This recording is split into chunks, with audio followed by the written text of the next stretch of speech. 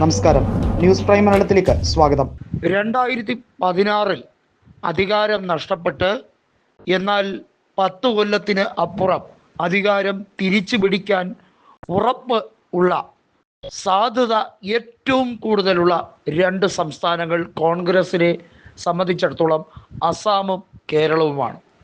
ഈ 2 സംസ്ഥാനങ്ങളുടെയും പ്രത്യേകത എന്നത്, ഒരു സംസ്ഥാനം ഇന്ത്യയുടെ തന്നെ തെക്ക് വശത്ത് BJPക്ക് അപ്രായോഗികമായിട്ടുള്ള ഒരു സ്ഥാനത്ത് കിടക്കുന്ന സംസ്ഥാനം, അത് വർഗീയ ശക്തികളുടെ ഈറ്റില്ലമാകാൻ ഒരു കാലത്തും മതേതരത്വം അനുവദിക്കില്ല എന്നുറപ്പുള്ള സംസ്ഥാനം.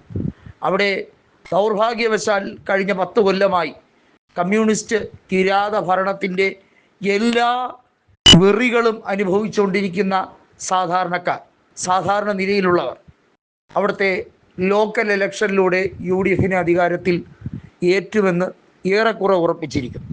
അസാമിലെ സാഹചര്യം എന്നത്, ഇന്ത്യയിലെ തന്നെ ഏറ്റവും ഉയർന്ന ഭൂരിപക്ഷം ഒരു ലോക്സഭാ സാമാജികന് നൽകിയതുൾപ്പെടെ കോൺഗ്രസ്സിന് എണ്ണി പറയാവുന്ന പല നേട്ടങ്ങളും കഴിഞ്ഞ ലോക്സഭാ തിരഞ്ഞെടുപ്പിൽ ഉൾപ്പെടെ നൽകിയ സംസ്ഥാനം.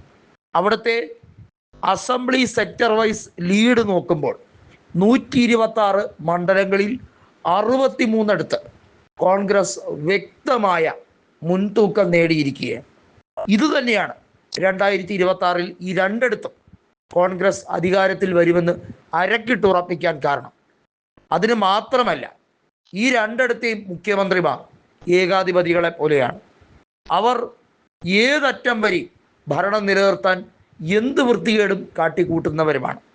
ഹിമന്ത ബിശ്വ ശർമ്മയായിക്കോട്ടെ, പിണറായി വിജയനായിക്കോട്ടെ, ഈ 2 പേർക്കും തലയ്ക്ക് നെല്ലിക്കാത്തളം ഇടേണ്ട സമയം അതിക്രമിച്ചിരിക്കുന്നു എന്ന് ഉറപ്പിക്കുന്ന സാഹചര്യമാണ് അവിടുത്തെ ജനങ്ങൾ പാർട്ടി ഭേദമന്യേ, മതജാതി ഭേദമന്യേ ഒരേ സ്വരത്തിൽ ഉച്ചത്തിൽ പറയുന്നത്. അവിസ്മരണീയമായ ഒരു മാറ്റമാണ് ഇപ്പോൾ കണ്ടുകൊണ്ടിരിക്കുന്നത്. അസാമിൽ വർഗീയ വിഷം തുപ്പുന്ന ഹിമന്തിന് ന്യൂനപക്ഷങ്ങളായ മുസ്ലിങ്ങളെയും മറ്റ് അഹിന്ദുക്കളായിട്ടുള്ള വിഭാഗക്കാരെയും കണ്ടൂടാ, അവർക്കൊന്നും പൗരത്വം പോലും നൽകരുത് എന്ന് ശഠിക്കുന്ന ഒരു വ്യക്തി.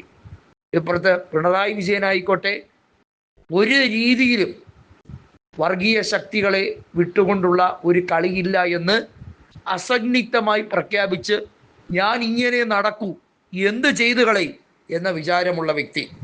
2 AICCക്ക് നിർണായക നീക്കങ്ങൾ നടത്താൻ കഴിയും. അതുകൊണ്ടാണ് യുദ്ധകാലാടിസ്ഥാനത്തിൽ സൈന്യം എങ്ങനെയാണോ ഒരു വലിയ ദുർഘടം പിടിച്ച മേഖലയിൽ പ്രവർത്തിക്കുന്ന, അതുപോലെ ഇലക്ഷന് വേണ്ടി ഒരു ഓപ്പറേഷൻ തന്നെ നടത്തിക്കൊണ്ടിരിക്കുകയാണ്.